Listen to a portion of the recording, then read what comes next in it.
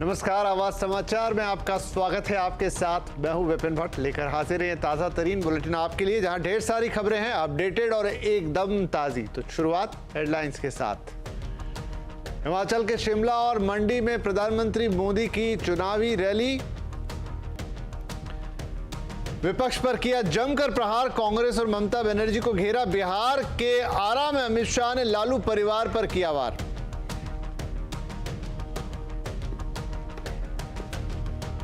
चुनाव आयोग को सुप्रीम राहत, वोटिंग के आंकड़े तत्काल जारी करने की मांग वाली अर्जी खारिज। कहा, चुनाव के बीच इस तरह की अर्जी सुनवाई के योग्य नहीं।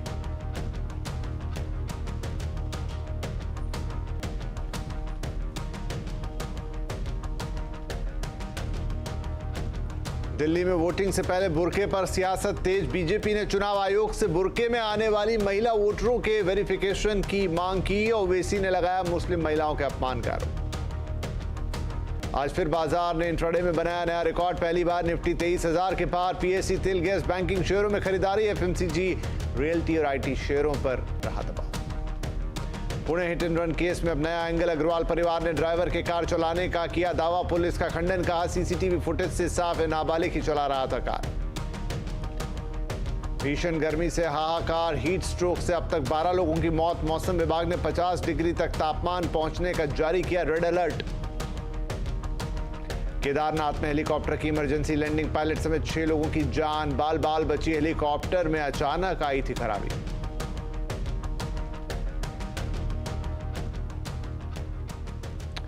शुरुआत करेंगे चुनावी महासंग्राम की खबरों के साथ।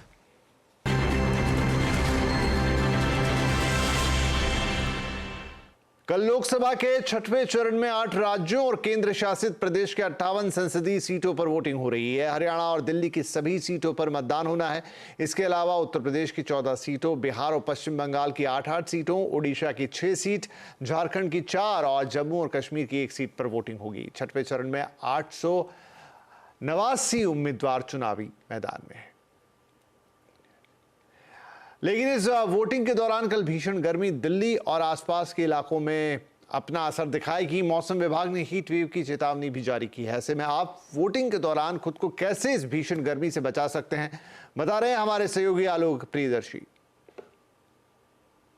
लोकसभा चुनाव के छठे चरण में जहां चुनावी पारा अपने चरम पर है, वहीं गर्मी ने भी अपने सभी रिकॉर्ड तोड़ दिए हैं। 25 मई को छठे चरण में दिल्ली और हरियाणा समेत देश के 8 राज्यों में वोटिंग होने वाली है, जिसमें दिल्ली की सभी 7 और हरियाणा की सभी 10 सीटों पर भी मतदान होने हैं। इस दौर में देखें तो मनोज तिवारी, कन्हैया कुमार, मेनका गांधी और महबूबा मुफ्ती और बांसुरी स्वराज जैसे दिग्गजों की किस्मत का फैसला मतदाता अपने वोटिंग के जरिए करेंगे। दूसरी तरफ मौसम विभाग ने भी हीट वेव का अलर्ट जारी किया है और कहा है कि शुक्रवार और शनिवार बिल्कुल घर से निकलें तो बहुत ही सावधानी के साथ निकलें, क्योंकि इस वक्त आसमान से आफत बरस रही होगी और जो मौजूदा टेम्परेचर है वो आपको 42-43 डिग्री न महसूस होके ये 55-56 डिग्री तक महसूस होगा, क्योंकि इसके पीछे जो लॉजिक बता रहा है मौसम विभाग, वो कह रहा है कि ह्यूमिडिटी की वजह से ये आपको जो इंसानी शरीर को ये महसूस होगा कि 55-56 डिग्री टेम्परेचर इस वक्त दिल्ली में है। तो इस दौरान अगर मतदान करने आप घर से निकल रहे हैं तो बहुत ही सावधानी से निकलें, भूखे पेट न रहें, पर्याप्त मात्रा में पानी पीकर निकलें, गॉगल्स, हैट का प्रयोग करें और कोशिश करें कि सुबह सुबह जाकर अपने मतदान धर्म का प्रयोग करें और साथ ही साथ लोकतंत्र के उत्सव में अपनी हिस्सेदारी सुनिश्चित करें। तो कोशिश यही की जा रही है इलेक्शन कमीशन की तरफ से, जितने भी यहाँ पर बूथ बने हैं दिल्ली, हरियाणा और तमाम जगहों पर, वहां पर पर्याप्त व्यवस्था हो, बुजुर्गों के लिए भी तमाम चीजें फैसिलिटी हो, ताकि वोटिंग टर्नआउट बढ़ सके। क्योंकि इस दौरान देखा गया है कि जब भी ये वोटिंग चल रही है, गर्मी पूरे अपने सिंदम में रही है और इसकी वजह से वोटिंग टर्नआउट पर काफी खासा असर पड़ रहा है। लिहाजा कोशिश यही की जा रही है कि लोग ज्यादा से ज्यादा मतदान स्थल पर पहुंचें और अपने मत का प्रयोग करें। तो दिल्ली में कल सभी 7 सीटों पर वोटिंग होनी है। इसमें करीब 1.5 करोड़ मतदाता शामिल रहेंगे। तैयारियां चाक चौबंद है। शराब दुकानें, स्कूल, कॉलेज, बैंक, बाजार सभी बंद हैं। इस दौरान किस तरह के इंतजाम किए गए हैं, ये बता रहे हैं रोहन सिंह। लोकसभा चुनाव के छठे चरण की जो तैयारियां हैं वो अपने आखिरी दौर पे हैं। यहाँ पे मैं गोल मार्केट में हूँ, जहाँ पे जो पोलिंग पर्सनल्स हैं उनकी ट्रेनिंग यहाँ पे की जा रही है और जो तमाम तरह की सामग्री है पोलिंग से जुड़ी हुई, चाहे वो ईवीएम मशीनें हो, बैनर्स हो या पोलिंग बूथ पे रखी जाने वाली जो तमाम चीजें हैं वो यहाँ पे वितरित किए जा रहे हैं। और जो तमाम तरह के सुझाव हैं जो पोलिंग ऑफिसर्स हैं उनकी तरफ से दिए गए हैं, पोलिंग बूथ यहाँ पर आप देख सकते हैं लोगों को वितरित किए गए हैं। कुल मिलाकर कल दिल्ली में 1.5 करोड़ से ज्यादा लोग जो है अपने वोटिंग के लिए एलिजिबल हैं, वो वोट डालेंगे और 13,600 से ज्यादा जो है वो पोलिंग बूथ बनाए गए हैं। कुछ खास बातें हैं कि इस बार जो गर्मी को देखते हुए कुछ खास इंतजाम किए गए हैं, खासतौर पे ये कि आपको सभी पोलिंग बूथ पे 1 या 2 पैरामेडिक स्टाफ मिलेगा। शेड की व्यवस्था की गई है हर जगह पे, 1 लाख से ज्यादा पुलिसकर्मी तैनात किए गए हैं और इसके अलावा अगर लंबी लाइन लगती है तो किसी को धूप में खड़ा होने की जरूरत ना पड़े, इसके लिए खास तौर पर तैयारियां की गई हैं। वेटिंग जोन बनाए जाएंगे जहां पे वो इंतजार कर सकते हैं अगर लाइनें लंबी हो जाती हैं। तो कुछ ऐसे पोलिंग बूथ बनाए गए हैं जो पिंक पोलिंग बूथ है, जो महिलाओं द्वारा खासतौर पर संचालित किए जाएंगे। इसके अलावा दिव्यांग जनों द्वारा भी संचालित कुछ पोलिंग बूथ यहाँ पे बनाए गए हैं। और हम बात करते हैं कौन कौन सी चीजें खुली रहेंगी, कौन कौन सी चीजें बंद रहेंगी। तो जो तमाम स्कूल कॉलेज है वो बंद रहेंगे, शराब की दुकानें बंद रहेंगी, सिर्फ दिल्ली नहीं बल्कि गाजियाबाद बॉर्डर के 100 मीटर पे आपको ये दुकानें बंद रहेंगी। इसके अलावा जो चीजें खुली रहेंगी, मेट्रो खुले रहेंगे आपके, सिर्फ 6 बजे नहीं बल्कि कल 4 बजे से ही मेट्रो चलना शुरू होंगे। हर आधे घंटे की फ्रीक्वेंसी पे एक मेट्रो चलेगा और कारण यह है कि जो पोलिंग पर्सनल्स हैं उनको सहूलियत हो, उसके लिए ये व्यवस्था की गई है। इसके अलावा बसेज आपको खुले रहेंगे, सरकारी जो अस्पताल हैं वो सारी चीजें आपको खुली दिखेंगी। रेस्टोरेंट्स को कहा गया है कि आप सेकेंड हाफ में खोल सकते हैं। कुछ रेस्टोरेंट्स ने खासतौर पर आपको डिस्काउंट देने की भी बात कही है, 10 से 50% तक आपको डिस्काउंट मिलेगा। रैपिडो में आपको अगर आप ट्रैवल करते हैं, दिखाते हैं तो आपको वहां पे भी फ्री राइड मिल सकती है। इस तरह की कई सारी व्यवस्था की गई है। कुल मिलाकर दिल्ली में 13,000 से ज्यादा पोलिंग बूथ तैयार हो चुके हैं। कल वहां पे लोग अपने मताधिकार का प्रयोग करेंगे। रोहन सिंह, दिल्ली। इधर आज पीएम मोदी ने हिमाचल के मंडी और शिमला में रैली की। इस दौरान उन्होंने विपक्ष पर जमकर प्रहार किया। प्रधानमंत्री नरेंद्र मोदी ने हिमाचल प्रदेश के मंडी में कांग्रेस पर जमकर हमला बोला। उन्होंने कहा कि कांग्रेस ने कंगना के बारे में जो बातें कही हैं वो मंडी और हिमाचल का अपमान है। अपने दम पर सफलता हासिल करने वाली बेटियों को कांग्रेस क्या बोलती है? कांग्रेस ने मंडी का नाम लेकर कंगना जी के लिए जो भद्दी बातें कही है वो मंडी का अपमान है, छोटी काशी का अपमान है, वो हिमाचल का अपमान है, हिमाचल की हर बेटी का अपमान है। आज तक कांग्रेस के शाही परिवार ने इसके लिए माफी तक नहीं मांगी है। ये कांग्रेस अभी भी 21वीं सदी में नहीं आ पाई है। लोग आगे बढ़ते हैं, कांग्रेस उल्टा चलती है। इधर गृह मंत्री अमित शाह ने बिहार के आरा में जंगल राज का हवाला देकर विपक्षी दलों पर करारा प्रहार किया है। अमित शाह ने लालू के जंगल राज और नक्सली खतरे की याद दिलाई। पर लालू जी एक जमाने में कहते थे तेल पिलावन, लठिया घुमावन और बाहुबलियों का राज था। क्या ऐसा राज आरा को फिर से चाहिए क्या? अरे जोर से बोलो, जंगल राज चाहिए क्या? फिरौती की इंडस्ट्री चाहिए क्या? हत्याएं, गैंग वॉर चाहिए क्या? मैं आपको विश्वास दिलाता हूं कि नरेंद्र मोदी है तब तक बिहार में जंगल राज नहीं आ सकता, नहीं आ सकता। ये माले जीत गया तो फिर से नक्सलवाद और गोलियां फिर से आएगी। आम आदमी पार्टी की राज्यसभा सांसद स्वाति मालीवाल ने एक इंटरव्यू में बदसलूकी मामले में अरविंद केजरीवाल पर मदद नहीं करने का आरोप लगाया है। मालीवाल के बयान के बाद बीजेपी ने केजरीवाल पर निशाना साधा है। बीजेपी ने कहा कि इस घटना के बाद केजरीवाल का महिला विरोधी चेहरा सबके सामने आ गया है। सत्य सामने आता है। 8 से 10 मिनट का जो वीडियो है उसमें सारी सच्चाई छिपी थी, लेकिन अरविंद केजरीवाल डर गए। वो जानते थे कि अगर ये वीडियो बाहर आ गया विवेचना में तो अरविंद केजरीवाल का जो घिनौना चेहरा है, जो महिला विरोधी सोच है, वो सबके सामने आ जाएगी। दिल्ली में वोटिंग से पहले बुर्के पर सियासत तेज हो गई है। बीजेपी ने चुनाव आयोग से बुर्के में आने वाली महिला वोटरों के वेरिफिकेशन की मांग की है। इसे लेकर 22 मई को दिल्ली बीजेपी के एक प्रतिनिधिमंडल ने चुनाव आयोग से मुलाकात की थी। बीजेपी की इस मांग पर AIMIM के अध्यक्ष असदुद्दीन ओवैसी भड़क गए हैं। उन्होंने सोशल मीडिया पर पोस्ट किया है कि जब पहले से बुर्के और घूंघट में होने पर जांच का नियम है तो बीजेपी ऐसी मांग क्यों कर रही है। बीजेपी ने भी ओवैसी पर पलटवार कर दिया। बीजेपी ने कहा कि ओवैसी के पेट में दर्द क्यों हो रहा है। कि हमने बहुत विसंगतियां देखी हैं, बहुत सारे फेक वोट देखे हैं और हमारी दिल्ली में तो कई राज्यों की बाउंड्रियां मिली हुई हैं, एक गली इसकी एक गली उसकी, और इसीलिए फेक वोटिंग होती हमने देखी है। तो इसमें क्या बुरा है? ओवैसी साहब के पेट में दर्द क्यों हो रहा है? ओवैसी साहब, आपने तो 15-15 साल 16-16 साल की बच्चियों को बुर्का पहना कर फेक वोटिंग दिलवाई है। यूपी के सीएम योगी आदित्यनाथ ने राहुल गांधी और अखिलेश यादव पर करारा हमला बोला है। उन्होंने राहुल और अखिलेश के गठबंधन को अनर्थकारी बताया। साथ ही कहा कि इनका ब्रांड नया है पर माल वही पुराना। जब भी ये गठबंधन होता है दो लड़कों की, ये बड़ा अनर्थकारी है। जब भी बनता है आतंकी घटनाएं घटित होती हैं। याद करिए, समाजवादी पार्टी की सरकार प्रदेश में थी और केंद्र में कांग्रेस की सरकार। अयोध्या में रामलला के मंदिर पर हमला हुआ था, काशी में संकट मोचन मंदिर पर हमला हुआ था। अखिलेश यादव ने मुख्यमंत्री बनने के बाद सबसे पहला काम किया था, आतंकवादियों के मुकदमों को वापस लेने की कार्रवाई को हस्ताक्षर किए थे, वो तो न्यायालय ने रोक दिया था। ब्रांड नया बनाया है लेकिन माल पुराना ही है, इनका भी कुछ भी नया नहीं है। सुप्रीम कोर्ट ने चुनाव आयोग को बड़ी राहत दी है। कोर्ट ने वोटिंग खत्म होने के बाद 48 घंटे के अंदर वोटिंग का डेटा सार्वजनिक करने की अर्जी को खारिज कर दिया है। सुप्रीम कोर्ट ने कहा है कि अभी देश में चुनाव चल रहा है, ऐसे में हम कोई आदेश जारी नहीं करेंगे। इस खबर पर थोड़ी और डिटेल लेंगे अपने संवाददाता असीम मनचंदा से। तो असीम, बताइए कोर्ट ने अपने फैसले में क्या कहा है?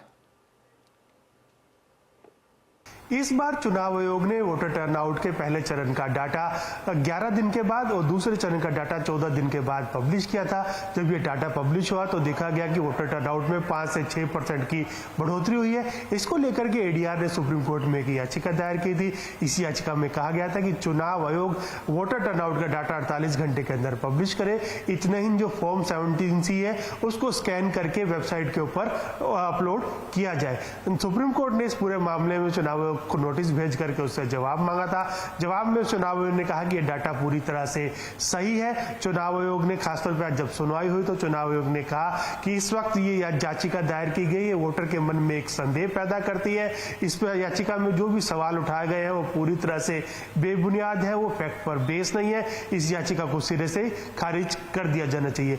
सुप्रीम कोर्ट ने इस याचिका की टाइमिंग पर भी सवाल उठाए। सुप्रीम कोर्ट ने कहा कि इस वक्त चुनाव चल रहे हैं और ऐसे में हम इस याचिका के ऊपर दखल नहीं दे सकते हैं। ये टाइमिंग जो है काफी खराब है, हम इस वक्त इस पर कोई भी आदेश नहीं देंगे। तो सुप्रीम कोर्ट ने कहा कि सुप्रीम कोर्ट ने फिलहाल इस मामले को पूरी तरह से टाल दिया है। अब जब वोट खत्म हो जाएंगे, चुनाव खत्म हो जाएंगे तो उसके बाद सुप्रीम कोर्ट इस मामले की पूरी तरह से दोबारा से सुनवाई करेगा।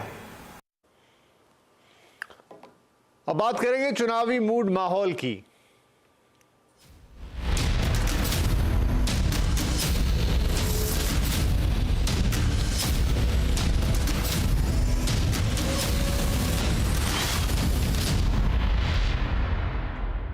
बनारस की एक पहचान है गंगा आरती। दशाश्वमेध घाट की आरती देखने देश विदेश से लोग आते हैं। शंखनाद, घंटी, डमरू की आवाज और मां गंगा के जयकारे के बीच गंगा की आरती होती है। भजन आरती के बीच इस बार चुनावी रंग कैसा है, इसको लेकर हमने बात की बनारस की जनता से। क्या इस बार 400 पार होगा? देखिए प्रीति सोमपुरा की रिपोर्ट।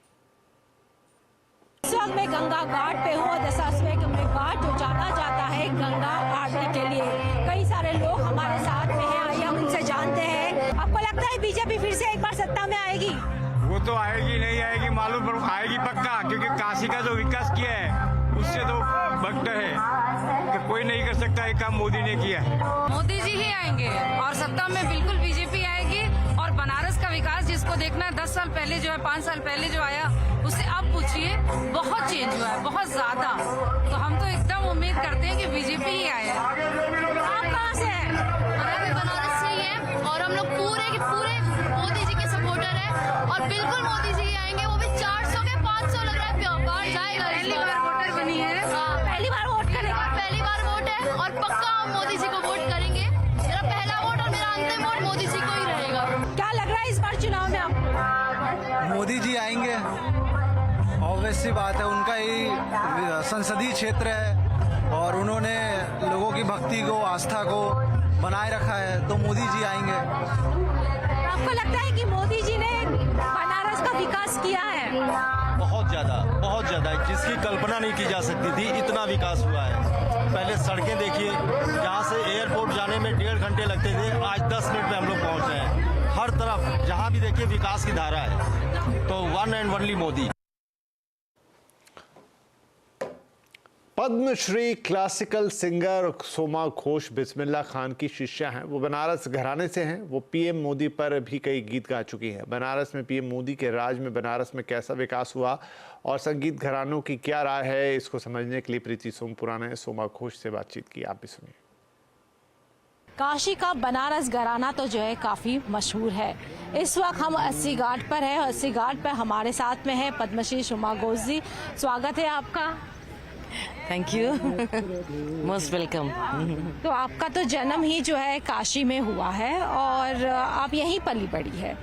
30 मिनट में हम एयरपोर्ट से घर आ जाते हैं। इतनी फ्लाईओवर्स, इतनी अच्छी रोड, हर घर को एकदम एक जैसा पेंटिंग, वायरलेस लैम्प पोस्ट, सब कुछ। और कॉरिडोर जो बना है वो तो सोचा ही नहीं जा सकता। उस पर कितने लोगों की रोजगार बढ़ी है, टूरिज्म कितना बढ़ावा हो गया है और कितनी, और जो संस्कृति की बात करें, काशी तो ऐसे ही संस्कृति की राजधानी है। लेकिन पहले जैसे शास्त्रार्थ हुआ करते थे पंडितों का, लोपामुद्रा, मैत्री, इन लोग विद्वानों को पराजित का, आज फिर से शुरू हो गई है। आप देखिए सुबह बनारस में कितनी कन्याएं रोज वेद पाठ करती है, फिर तर्क वितर्क भी होना शुरू हो गया है। तो अभूतपूर्व परिवर्तन है। मैं इसको गा के सुनाऊंगी कि झूठे ख्वाब ना दिखाए, जो कहे उसको वो करके दिखाए, चांद पे जाके तिरंगा लहराए। 1.5 महीना से काशी में हूँ।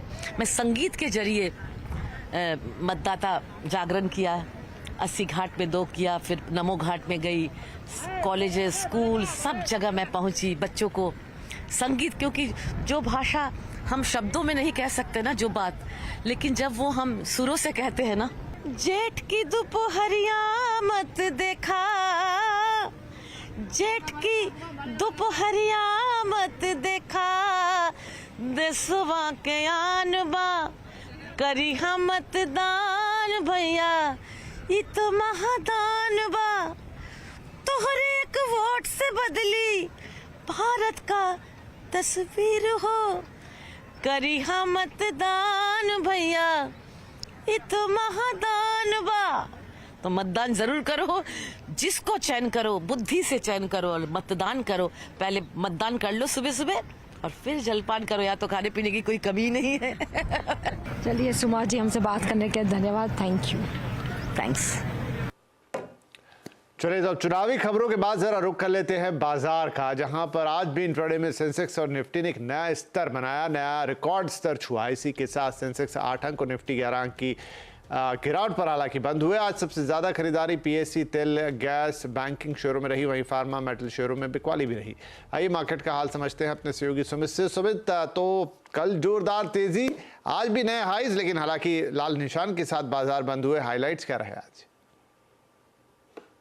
देखिए आज इंट्राडे में निफ्टी ने अपना 23,000 का लेवल पार किया। आज मोर और लेस मार्केट्स वैसे तो फ्लैट साइड पे कहीं क्लोज होते हुए दिखाई पड़े, लेकिन निफ्टी बैंक में बाइंग थी, एडवांस डिक्लाइन, एडवांस मतलब 50-50 के रेशियो में कह लीजिए। मिड कैप स्मॉल कैप फिर भी कुछ हद तक पार्टिसिपेट कर रहा था, लेकिन फ्रंट लाइन इंडेक्स के अंदर एक रेंज के अंदर ही कामकाज होता हुआ दिखाई पड़ा।